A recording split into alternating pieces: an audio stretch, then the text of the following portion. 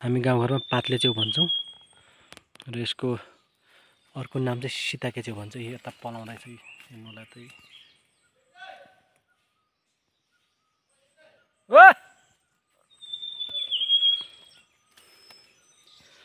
सीताके च्याउ यसले भन्छ च्याउ सीताके च्याउ पातले च्याउ।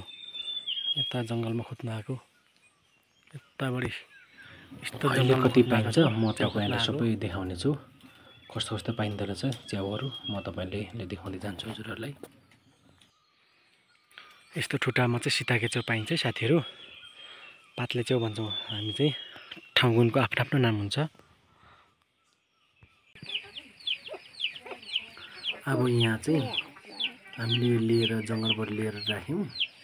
लिएर चाहिँ यसको यो खुट्टाको यो कालो कालो खुट्टा र ऊ चाहिँ छान्नुपर्छ। यो छान्ने अनि यो कालो चाहिँ काटेर फाल्ने हो। अनि बाँकी सबै खाने। यो चाहिँ मैले के गर्नुले सुकाएको भने यहाँ अब यसले सुकाएर मजाले सुकाएर सिकुटी बनाउनु। अब यत्रो खाएर सकिँदैन, त्यही भएर सिकुटी बनाउने हो। मजाले सिकुटी बनाएर अनि पछिसम्म पनि खान सकियो अथवा बजारमा पनि लैजान सकिन्छ हजुर। यो यस्तरी केलाउने, यस्तो केलाउँदै त्यो कालो खुट्टामा कालो हुन्छ, कालो चोट्याप हुन्छ, माथिको छातामा राख्यो भने मजाले लाने अनि मार्केटमा लाग्न सकिन्छ, बजारमा पनि बिक्छ। र पछिसम्म राखेर प्याकिङ गरेर खान पनि सकिन्छ हजुर। एकदम अर्ग्यानिक सीताके च्याउ।